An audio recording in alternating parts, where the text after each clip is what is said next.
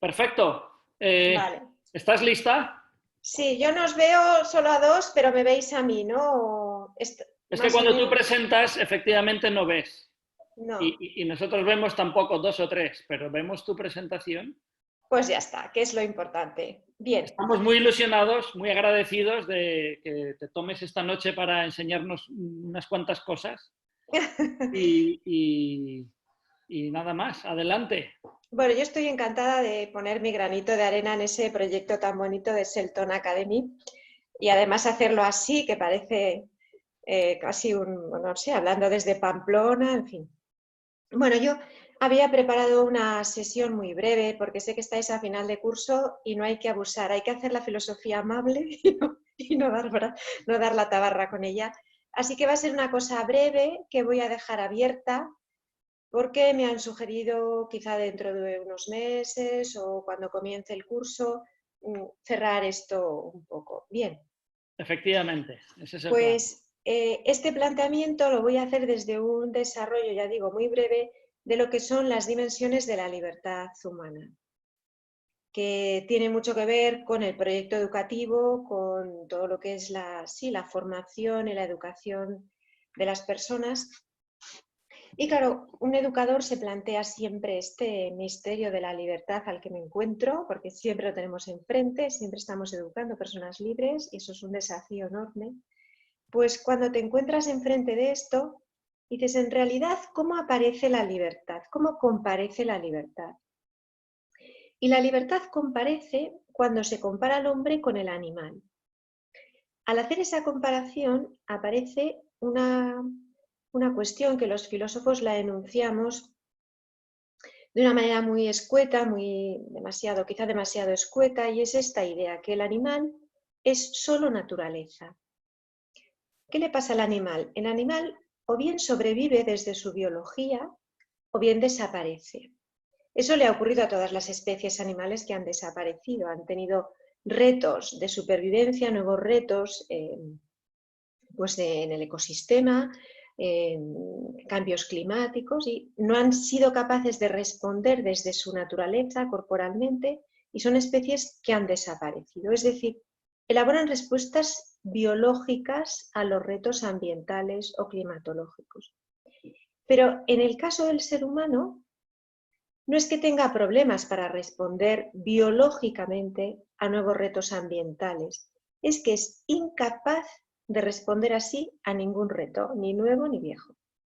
El ser humano es biológicamente inviable. Por eso su naturaleza exige una inteligencia que le ayude a elaborar las respuestas frente a los nuevos retos. Y por eso, frente a esta idea de que el animal es solo naturaleza, lo que decimos en filosofía es que el ser humano no es solo naturaleza, el ser humano es algo más, aunque también es naturaleza. Cuando decimos esto, cuando concluimos esta idea, estamos diciendo que la indeterminación ya es proverbial de su cuerpo. No sé si estoy hablando muy rápido. ¿Bien? ¿Se sigue bien? ¿Bien? La indeterminación ya proverbial de su cuerpo, que es potencialmente de hacer todo, pero que no está determinado específicamente para nada, ese cuerpo tan potencial le abre un montón de posibilidades, un montón de respuestas, de posibles respuestas a esos retos ambientales, a esos retos de supervivencia. Pero estas respuestas que el cuerpo no puede elaborar por sí solo necesitan del intelecto.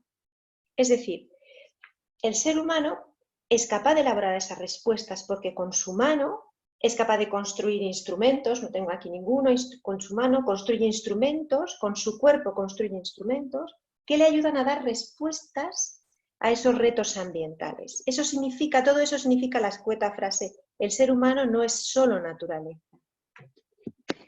Cuando analizamos esta comparación con el animal y el ser humano, es cuando aparece, vamos a decir así, la primera dimensión de la libertad, que en filosofía llamamos la libertad pragmática.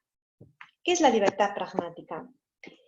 La libertad pragmática es considerar al ser humano como un ser productor. Es decir, y ahora sí que voy a decir una frase filosófica un poco oscura, pero la voy a explicar porque me parece que merece la pena considerar esto, porque aporta mucho significado a esta idea del ser humano como productor.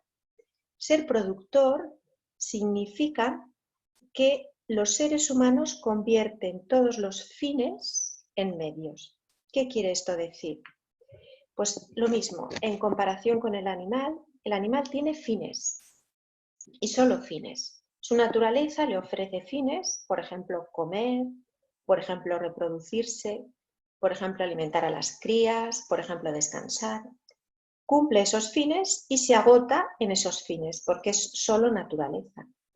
Pero el ser humano no se detiene en los fines que le propone su naturaleza. Ya hemos visto que estaría perdido, porque desde la naturaleza no puede contestar a esos retos. El ser humano también se enfrenta, por ejemplo, a la alimentación. Pero enfrentándose a la alimentación, antes de conseguir resolverlo, tiene otro montón de problemas que se le presentan. Por ejemplo, para resolver la cuestión de la alimentación, tiene que primero saber qué comer. Después tiene que pensar cómo obtenerlo. Después cómo conseguir digerirlo. Después tiene que desarrollar las maneras en las que lo tiene que preparar. ¿Qué maneras son las más adecuadas para llegar a digerirlo? Pero también para que resulte agradable, para que esté variado, para que sea sano. Y en la medida en que el ser humano va resolviendo todas esas dificultades para contestar a un fin que le presenta su naturaleza, va surgiendo la caza, va surgiendo la agricultura, va surgiendo la recolección, el arte culinario, las relaciones sociales, va surgiendo todo el mundo humano alrededor de la comida y un sinfín de cosas más. Todo eso va acompañado de los instrumentos para realizarlo y del conocimiento imprescindible para fabricar esos instrumentos y usarlos. De modo que lo que era un fin, que era alimentarse, se convierte en un medio para otros fines, a medida que la sociedad humana va creciendo en complejidad. Bueno, pues esta ascensión en esta especie de escala que acabo de dibujar entre los fines y los medios es lo que llamamos la multiplicación de posibilidades. En la medida en que el hombre, el ser humano, va transformando los fines en medios, va multiplicando las posibilidades, se van abriendo haces de posibilidades cada vez más. Por ejemplo, por seguir con el mismo ejemplo que estaba utilizando, la alimentación humana, sus posibilidades creativas parecen no agotarse nunca. Y ya no solo me refiero al ingenio para inventar nuevas recetas, sino al modo de conseguir los alimentos, que va desde la recolección de los pueblos nómadas primitivos hasta la agricultura transgénica, por ejemplo, del siglo actual. Es decir, que el periodo de tiempo que va desde el hacha de sílex del hombre del Neandertal hasta el microchip de la sociedad 4.0, ese periplo de tiempo es un alarde fantástico de la multiplicación de posibilidades que el ser humano ha conseguido para sí en el ejercicio de la libertad pragmática. Y a la vez que va desarrollando todo eso, va creando el mundo humano, lo que tenemos hoy, que estoy en Pamplona hablando con vosotros en Miami. Esta libertad pragmática también ha recibido otro nombre a lo largo de la historia que se llama libertad de elección. Y consiste fundamentalmente en concebir al hombre como un ser productivo, como he dicho antes, como productor, y se puede considerar el primer paso de la superación de la condición animal. Bueno, eso es la libertad pragmática, la clásica libertad de elección. Pero con la libertad pragmática, la libertad de elección, no se acaba la libertad humana. La libertad humana es una realidad mucho más compleja, con muchísimas más, vamos a decirlo, capas o dimensiones. Porque cuando llegamos a este punto nos damos cuenta de que el ser humano, precisamente porque es capaz de esa multiplicación de posibilidades, es dueño de sus posibilidades y elige entre sus posibilidades, son suyas. Y por lo tanto él conduce su conducta entre las posibilidades. Y al hacer eso, tiene que elegir. Al elegir se hace dueño de ellas, ¿no? Y las ejerce en orden a algo que ya es más que supervivencia. Aparece otra dimensión humana que ya no solo es la respuesta a la libertad pragmática a los retos de supervivencia, nos aparece algo más. ese algo más, que ya no es solo supervivencia, aparece en contextos, se hace muy llamativo, aparece con mayúsculas, en contextos en los que hay varias alternativas, varias posibilidades eficaces, prácticas, económicas, interesantes, y que sin embargo nos damos cuenta de que hay alguna que es mejor no hacer. Hay un ejemplo que pongo mucho a mis alumnos antes de que hubiera ocurrido esto de la pandemia del COVID, y lo voy a contar ahora, pero esto lo he dicho, lo suelo decir antes, y lo peor de todo es que ahora es de rabiosa actualidad, desgraciadamente, porque ha muerto mucha gente. Pero si se diera, por ejemplo, una pandemia tremendamente virulenta, una posibilidad de infección con índice de mortalidad alto, y estuviera localizado en un pueblo, en una zona muy concreta del planeta, antes de que eso se expandiera, una opción que nos da la libertad pragmática, una opción fácil, eficaz, una posibilidad real técnicamente posible y además rentable y sin riesgo, sería, por ejemplo, gasear esa población, asesinar con gas sarín a la población entera y ya hemos resuelto el problema. Pero eso es una opción que nos da la libertad pragmática. La libertad pragmática no puede decir más. Esto es posible, esto es eficaz, esto es rentable y esto se puede hacer. Pero la experiencia humana nos dice de que nos habla de que esa posibilidad es mejor no hacerla. Aunque sea posible fácticamente, aunque sea posible realmente, es mejor no hacerla. Por lo tanto, cuando consideramos eso, hemos dado el paso a otra dimensión de la libertad que se llama libertad moral, la que veis ahí. Esta segunda dimensión de la libertad ya no entiende a la persona humana solo como un productor, sino que entiende al ser humano como alguien que es capaz de mejorar, de hacerse mejor intrínsecamente como ser humano. Puede ser mejor persona. Es decir, es considerar la libertad dándonos cuenta de que nosotros somos productores y al producir hacemos cosas, productos que mejoran el mundo, que lo pueden mejorar. Pero al producir eso, también hacemos algo en nosotros mismos. También eso afecta al que lo fabrica, afecta al que produce esa acción. Algo le pasa al ser humano cuando realiza esos productos. Y eso es lo que llamamos la perspectiva ética. La perspectiva que nos dice que el ser humano es esencialmente perfectible, que puede hacerse mejor. Al actuar le pasa algo a él y esta es la perspectiva ética, lo que estaba diciendo.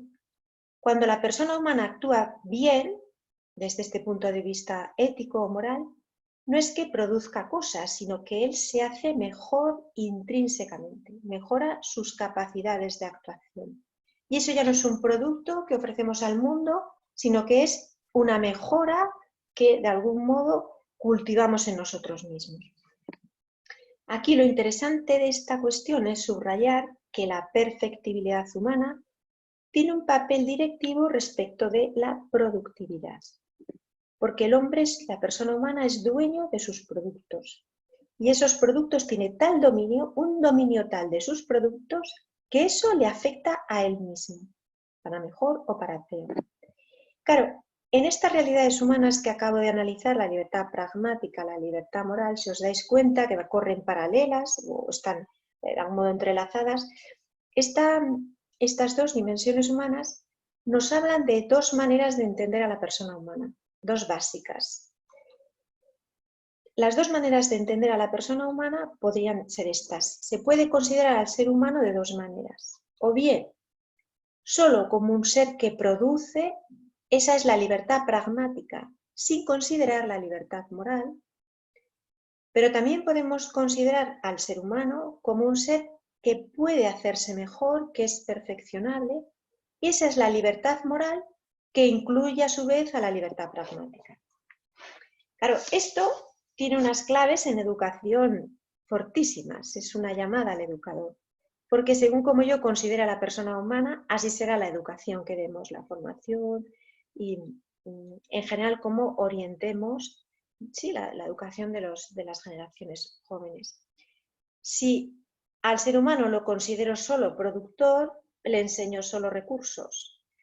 Al enseñarle recursos le estoy ayudando a desarrollar las posibilidades de la libertad pragmática, que es mucho y que es bueno. Pero, de alguna manera, me olvido de otra dimensión que tiene. Si no me conformo solo con esa dimensión, también le enseño recursos y además le enseño el efecto que la elección de un recurso deja en las personas. Es decir, en ese caso, estoy de alguna manera educando a la persona considerando que no solo es capaz de libertad pragmática, sino que es capaz de ejercer su libertad pragmática desde la libertad moral. Por seguir con el ejemplo anterior que os ponía, se trata de llegar a entender que asesinar con gas salina a una población es una posibilidad real que tengo a mano, es una solución económica para una pandemia especialmente virulenta, pero que es una posibilidad que es mejor no hacer, porque hace mucho daño a las personas a las que me liquido, pero sobre todo porque envilece la humanidad de quien toma esa decisión. Y al revés, el que cuida, el que acompaña a una población especialmente castigada por esa epidemia, y lo hace con todos los medios técnicos que la libertad pragmática le ofrece, pone a su alcance todo lo que esa tecnología le pone a su alcance, hace un bien a los demás, indudablemente, pero sobre todo él, esa persona, esas personas crecen en humanidad y por tanto crecen en libertad, crecen como personas. Y así ocurre lo que estoy intentando explicar, ¿no? Que si la libertad pragmática se ejerce desde la libertad moral, lo que hacemos es crecer en libertad, que significa crecer como persona. Y esto es en el fondo como planteaba la educación, C.S. Lewis en La abolición del hombre, planteaba la educación así, decía: la educación no es propaganda, sino propagar la humanidad. Claro, todos estos temas que acabo de tocar, que no sé, es un poco filosófico, no sé, espero que... Todos estos temas nos dejan abiertas un montón de preguntas, me parece a mí. La primera sería, ¿pero qué es exactamente crecer en libertad? Un educador se puede plantear, ¿yo sabría explicar a mis alumnos cómo se crece en libertad? Que ese desafío es un desafío humano grande. ¿O qué relación tiene esto con el bien de la persona? ¿Existe algo que sea el bien de la persona? ¿Tiene algo que ver con esto de la libertad pragmática, de la libertad de elección, de la libertad? Y en última instancia yo diría, ¿cómo es posible que la educación ayude a crecer en humanidad si ya partimos de que somos seres humanos? ¿No es eso un poco redundante, un poco extraño? Si ya eres ser humano, ¿cómo vas a crecer en humanidad? ¿Qué significa eso de crecer en humanidad? Y si eso la educación puede hacer algo, ¿no? Y lo último es, ¿hay alguna relación entre la educación de la libertad y la autoridad? Porque claro, a la hora de educar la libertad, eso significa, en cierto modo, conducir esa libertad, lo que C.S. Lewis decía, ¿no? ¿Es propaganda o es propagar la humanidad? Pero propagando la humanidad, ¿ejerce algún tipo de autoridad? ¿Es compatible con la libertad? Bien, pues estas son, me parece a mí, las cuestiones que esto deja abierto. Yo no quiero cansaros más, si queréis ahora abrimos un turno de preguntas, pero me parece que estas 4 cuestiones son las que se podrían tratar más adelante y que en cierto modo me parece que la exposición muy breve que he hecho, como habéis visto, de alguna manera pues nos abre esa panorámica o ese contexto de hacernos estos planteamientos que estoy segura que os los habréis hecho muchas veces. ¿No será?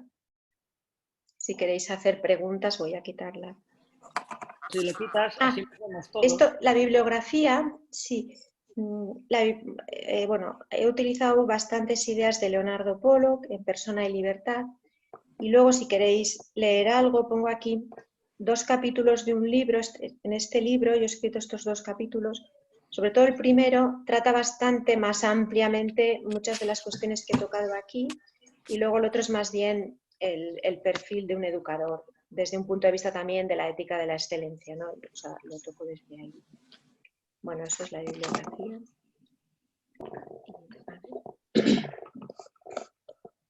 Ya está. Bueno. Podría veros las... María Dolores, es Gisela Padula. Quería agradecerte que vinieras a darnos esta charla fabulosa sobre la libertad. Sé que para ti estás con mucho trabajo, te lo agradecemos muchísimo.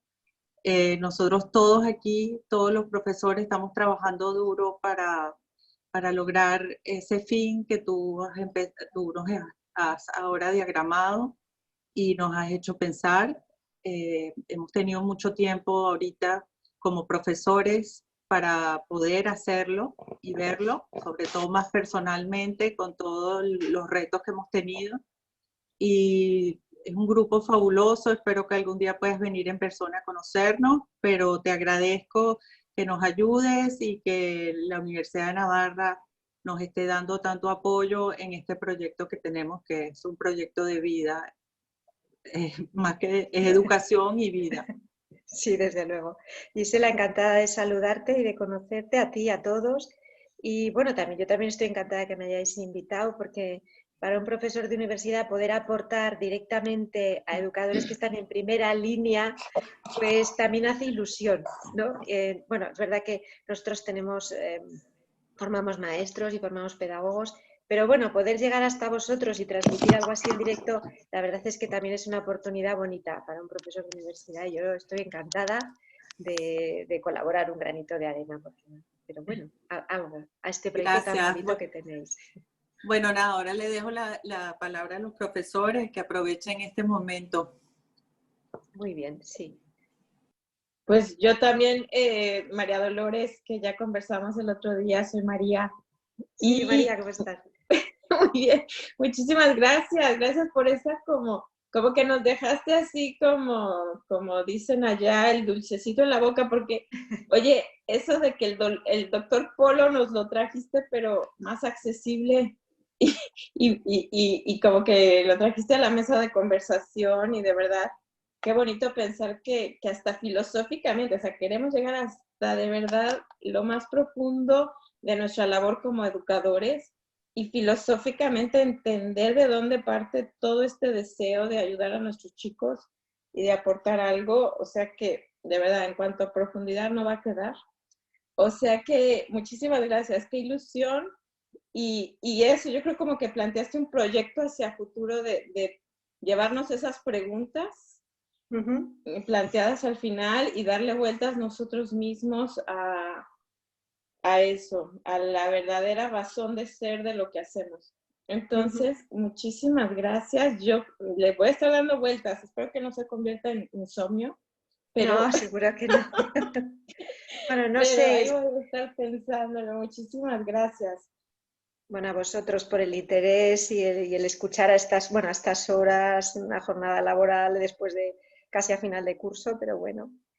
En fin, no sé si era más o menos el tipo de planteamiento que queríais o el tipo de reflexión. No sé si buscabais algo más aplicado, más práctico, no sé.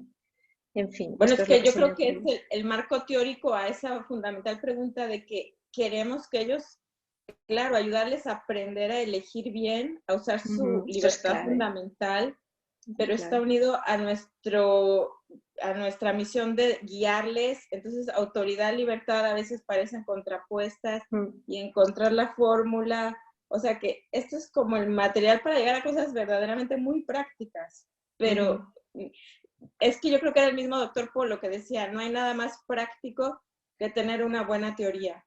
Sí, entonces, eso es verdad.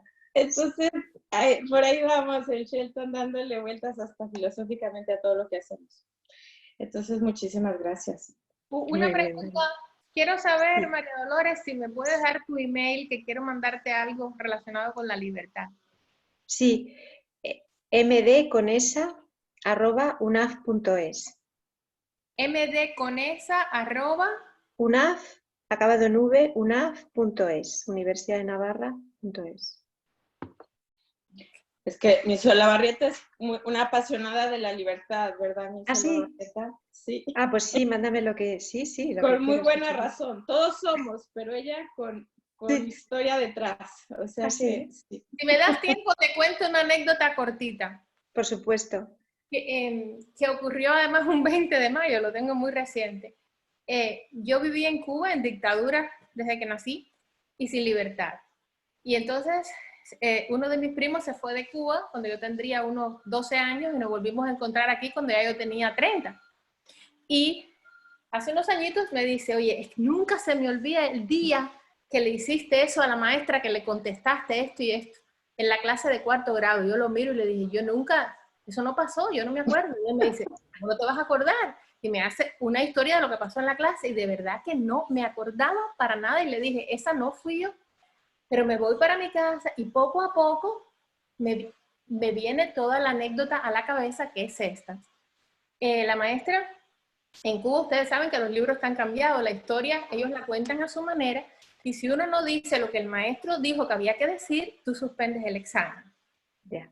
Tú tienes que decir que los comunistas son los buenos, que Carlos Mar es un santo, que Lenin, ¿no? Y entonces la maestra puso el examen de historia. Y yo tenía que decidir en poner lo que yo sabía que era la verdad, que me lo habían dicho en mi casa, o aprobar el examen. Yo no quería suspender.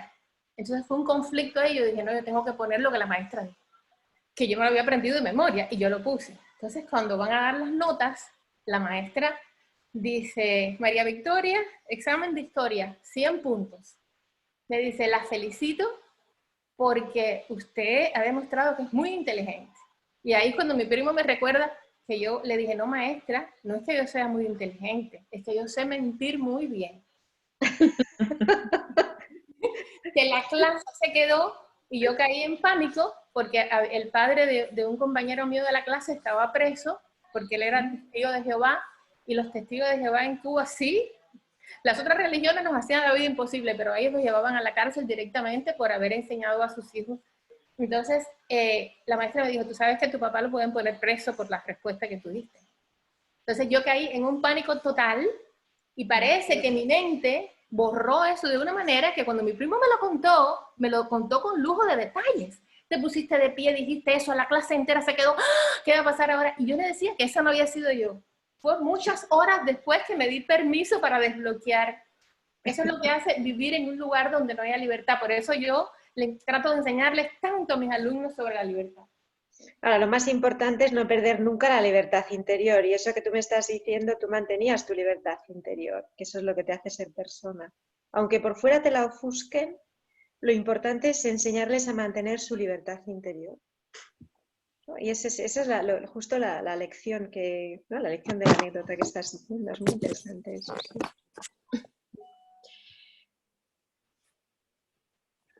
No sé si hay más preguntas o alguien que pone alguna pega o... Sara, tú no querías preguntarte, oí que levantaste la mano. Sí, no, quería más bien como agradecer porque sentí que la sesión fue más como una invitación a hacer catarsis. Estamos como en un momento en el que nos cuestionamos muchas cosas y perdemos como el rumbo, a veces como educadores. En un afán por hacer las cosas de la forma en la que creemos que sería lo más correcto o lo ideal para los estudiantes, siento como que nos desviamos un poquito, no nos perdemos, pero a veces ponemos en prioridad otras cosas que no son lo esencial, que no son lo primordial, lo que les va a quedar para siempre, lo que los va a ayudar a crecer como ser humano. A veces se nos olvida que estamos tratando de darles mucha información que lamentablemente es para el momento o que para la circunstancia del niño, de su vida, de su naturaleza, pues no es en realidad esencial, no es lo primordial, y en ese afán hacemos que lo que sí es esencial y primordial parezca secundario. Entonces, nada, le quería agradecer porque nos invita como a detenernos un poquito y ver por dónde vamos. Sí, Sara, gracias. Sí, efectivamente, eso es lo que he querido hacer. Has hecho una síntesis plantearnos si lo políticamente correcto coincide con lo humanamente correcto, ¿no? Y buscar lo humanamente correcto, y si no coincide, pues ser valientes, ser valientes. Antes me ha parecido que Cristina, ¿no? Cristina, ponías el micrófono. Me ha parecido Sí, sí, tengo una pregunta que nosotros como educadores pues no oigo enseñar bien. esa libertad moral y Sí. ahora me oye Ahora sí, ahora sí. que nosotros como educadores entonces si enseñamos con bueno esa libertad moral si he entendido bien ayudamos a crecer como personas a los alumnos, ¿no? Pero hay algún reconocimiento, o sea, hay algo formal que diga que es enseñar a crecer, bueno, la persona en el estudiante también nos ayuda a nosotros. O sea, Desde nosotros luego. como educadores. Eso desde luego. Eso es una de las cosas, es una pregunta larga, esa la respuesta es larga. Es una de las cosas que en ese capítulo que os pongo de la identidad del educador, esa idea la desarrolló ahí. Los rasgos que a mi juicio consigue el educador que educa en libertad, que hace crecer a la persona. Entonces, efectivamente, tiene mucho que ver. Tú creces haciendo eso, porque a la vez que haces eso con el alumno, lo haces contigo mismo. Estás tú como educador creciendo como persona, indudablemente. Y el que se queda solo en lo técnico, pues crece menos o crece poco como persona, ¿no? Algo sí, porque siempre da. El educador siempre da. Pero puedes dar algo, puedes dar mucho o puedes dar en grado superlativo. Entonces, cuando das en grado superlativo, creces como persona, indudablemente. Que es mi opinión. No sé si era esto lo que me querías preguntar, Cristina.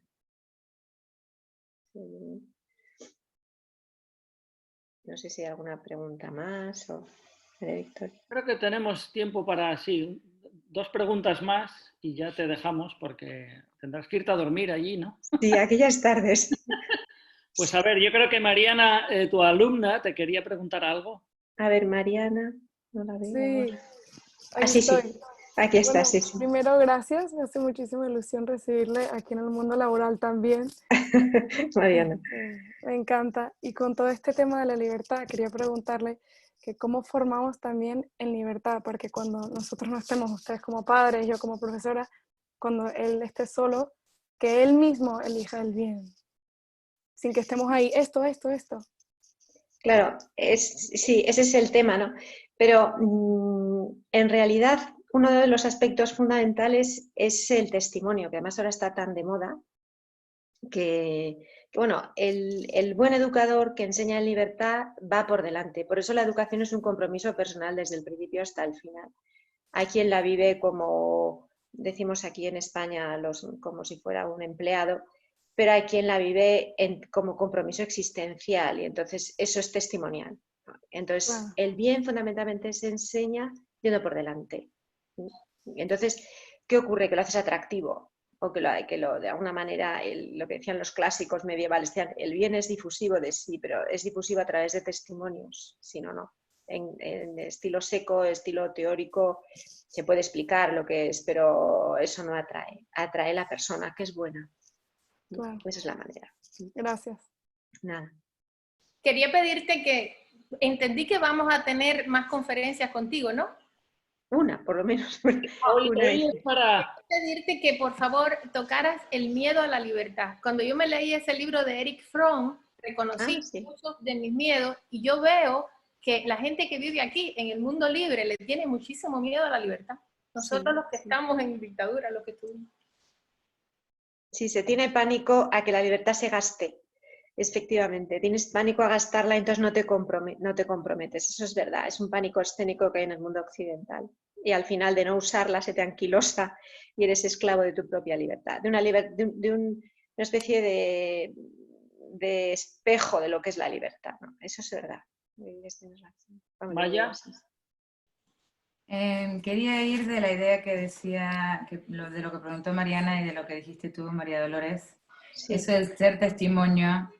A mí como profesora me pasa que yo siento, y me puedes corregir, que soy testimonio en el momento en que ejerzo mi libertad para volver al otro día cargada de energías, con ganas de hacer la actividad que mis alumnos no tienen ganas de hacer. De venirles con una propuesta nueva dentro del marco teórico que estamos haciendo, sabiendo que puede ir de una manera o de otra, pero se los doy confiando en ellos, exigiéndoles que hagan un trabajo bien hecho, y en esa manera yo, o sea, si no me dejo llevar por lo que me producen emocionalmente cuando están desesperados o enojados con lo que se dio en clase o porque no tienen ganas de trabajar, pues entonces ahí creo que no estoy ejerciendo yo mi libertad. Y corrígeme si es una buena manera o si te parece. Que no la estás ejerciendo. No. Que al demostrarme, llegar todos los días con una buena propuesta educativa, con ganas de enseñar, por más de que quizás el ambiente no sea el más adecuado, o los ánimos no estén ahí, eso ahí yo creo que soy ejemplo de ejercer mi libertad. Claro, efectivamente. Así les podemos enseñar, y a través de las cámaras también. Porque si un día me dejé de maquillar y no me presenté bien en clase, y no me preparé, y bueno, vamos a ver qué inventamos, es como que yo tampoco estoy usando bien, no estoy eligiendo bien, y ellos lo saben. Entonces, claro. Pero, y por supuesto, enseñas con todo, enseñas con tu sonrisa, enseñas con la paciencia, enseñas exigiendo con amabilidad, que es lo más difícil, me parece a veces, ¿no? O sea, sale por todas las esquinas, los niños lo perciben todo, nos examinan constantemente, ¿no? No sé si... Muy bien, muchas gracias. Pues nada. Entonces, Gisela, ¿querías cerrar esto de alguna manera?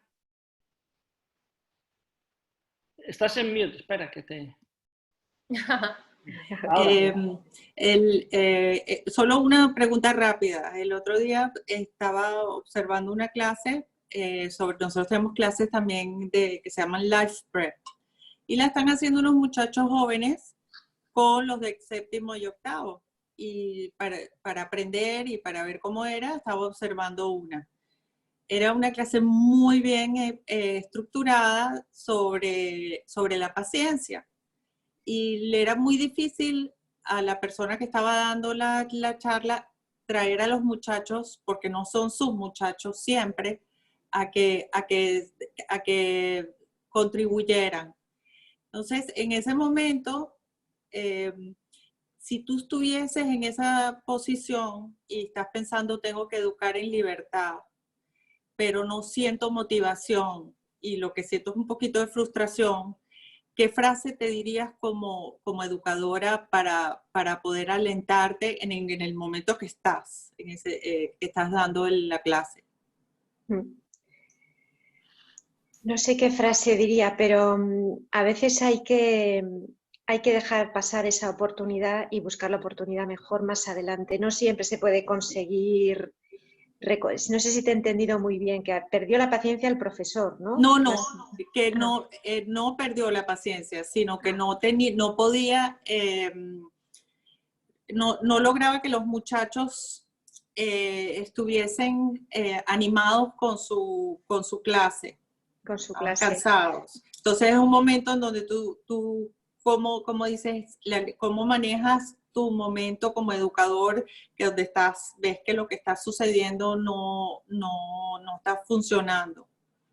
Bueno, eso es una experiencia que yo creo que todos los que hemos ejercido la docencia nos ha pasado. Siempre hay alguna clase que sales arrastrando los pies y dices, ¡qué desastre! ¿No os ha pasado eso a todos alguna vez? Que dices que no sales contento contigo mismo y ya está. Pero eso en realidad todos sabemos que se te cura en la siguiente clase en la que has entusiasmado a los chavales. Yo, mis alumnos no son tan chavales, pero también. Y es una experiencia por la que hay que pasar y que te hace fuerte, porque es que tienes que volver a empezar otra vez, como decía Maya, con ilusión, aunque a lo mejor no te apetezca, pero en el momento en que vuelves a conectar con los chicos se te pasan todos los males. Yo eso es lo que me sirve, pensar que vuelvo a conectar con ellos otra vez y que se vuelven a entusiasmar. Pero siempre hay alguna clase que sales así, pero ya está, es una experiencia que hay que pasar, es fortaleza. No sé si coincidís los demás conmigo o no, que eso pasa así, ¿no? Totalmente. Sí, totalmente. Entonces, bueno, experiencias de la vida, sí. Y bien. No, yo quería interrumpir eso y a veces hasta mostrar dentro de esa frustración la vulnerabilidad de decir, miren, no entendimos la clase, no nos salió bien hoy, vamos a intentarlo mañana.